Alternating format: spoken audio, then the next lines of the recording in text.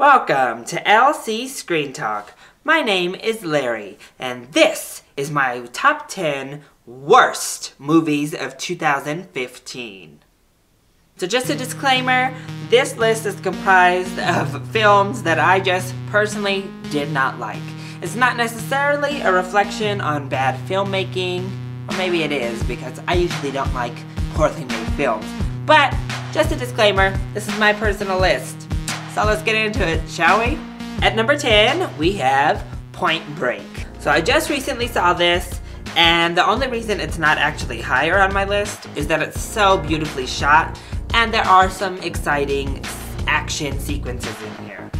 But wow, this movie is a mess. There's no character development, and the acting is just so stale and bland that even if the script had called for character development, these actors wouldn't have been able to pull it off. The film just lacks charm, it lacks real substance, it's all just very convenient, and it completely loses anything you may have loved from the original Point Break. At number 9, we have Vacation. So the trailers kinda sold me as thinking this would actually be a funny, good movie. Unfortunately, that was not the product that was delivered.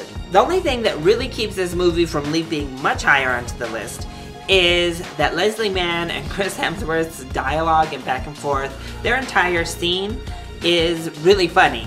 And there are a couple other good laughs in the film, and a couple good laughs keeps you only at number 9 on the worst list. But really, this movie was just vulgar and mean-spirited and completely lost the energy and spirit of the original Vacation movies. At number 7, we have The Lazarus Effect. 2015 saw its fair share of bad horror movies, but I think the most egregious was The Lazarus Effect. The movie was just ridiculous, it was outrageous, the effects were bad, and the worst part about it was that with such a strong cast, it tricks you into thinking, hey, this might actually be good.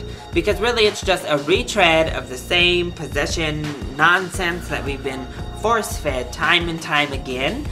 And the only reason this beat out Paranormal Activity Ghost Dimension to get onto this list is at least with Paranormal Activity I knew what I was getting.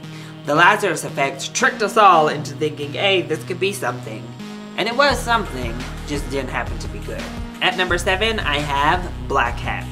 I know this film has some defenders out there. I'm definitely not one of them. Again, a reoccurring theme on this list is I expected something more. With Chris Hemsworth, Viola Davis, I thought, yes, this is going to be something worth seeing. Unfortunately, it wasn't even worth the price I paid to get into the free screening I went to. It was shot so ugly, the cinematography was terrible, the script was awful, the casting was just weird.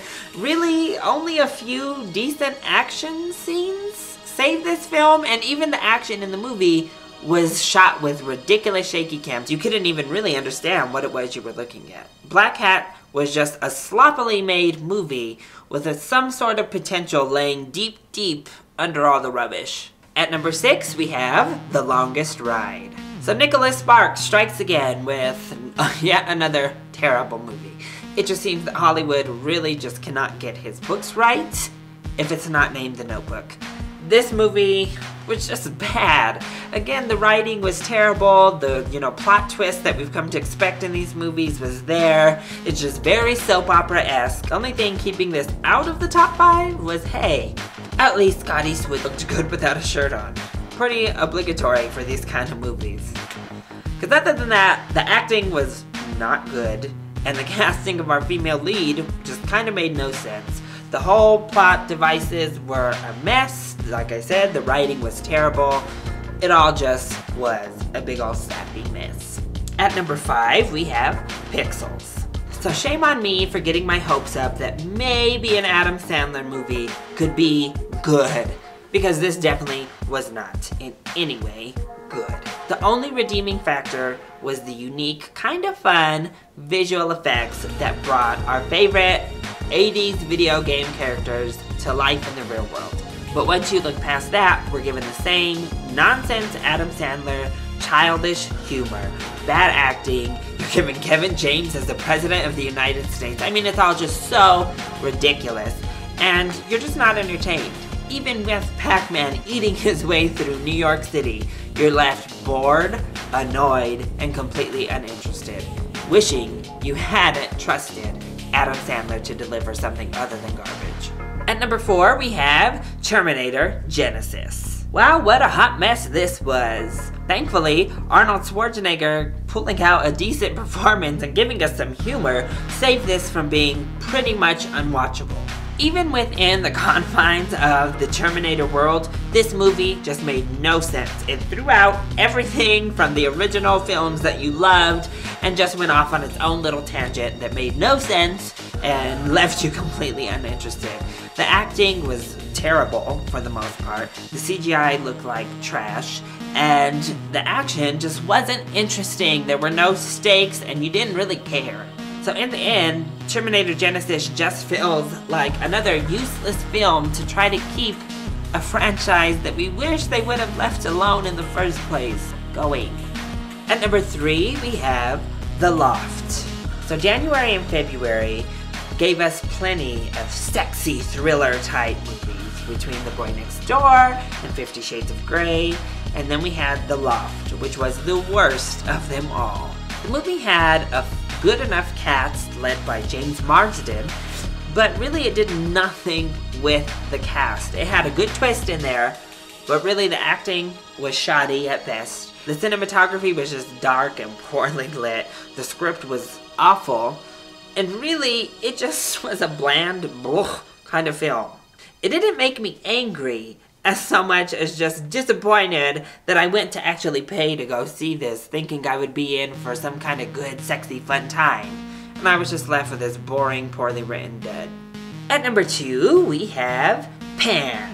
So we knew we were in trouble right from the get-go when Rooney Mara shows up in a headdress trying to pass off as Tiger Lily. I'm sorry, I'm not about that life.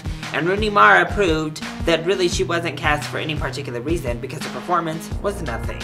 Little did I know, though, that that casting choice would be the least of Pan's problems.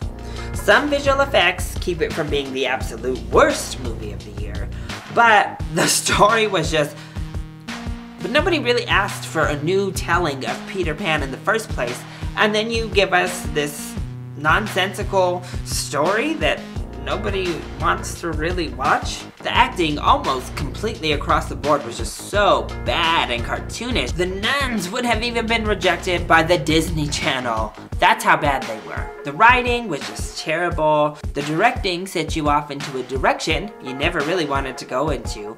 And who ever wanted to see Peter Pan and Hook as friends? And guess what? You're never gonna find out why they turned to enemies, because this movie bombed so hard at the box office, they would be crazy to try to make a sequel.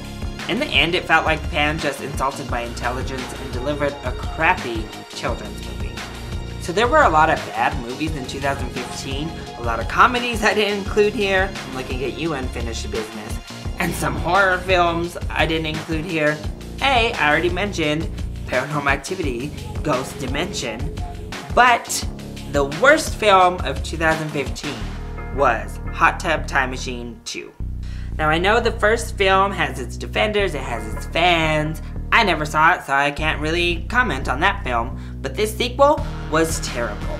I sat through the whole movie kind of rolling my eyes, wishing I could run out of that theater, because not only was it ignorant and completely offensive time and time again, it wasn't funny. It insulted your intelligence, and it left you just sitting there wondering why you were putting yourself through watching this horrible film. Comedies can commit no greater sin than being completely and totally void of comedy. And that's exactly what this movie was. I don't think I laughed a single time watching it. And I just left feeling like half of my brain cells had been sucked out of my head. It was a miserable viewing experience. And that is why Hot Tub Time Machine 2 was my worst film of 2015. So, do you agree with my list? Are you outraged by some of my selections? Let me know in the comment section down below. Also, share with us, what is your list of the worst movies of the year? I look forward to reading those in the comments below or on Twitter. I love you all so much for your support. Mwah. Thank you for watching, and I'll see you next year. Bye.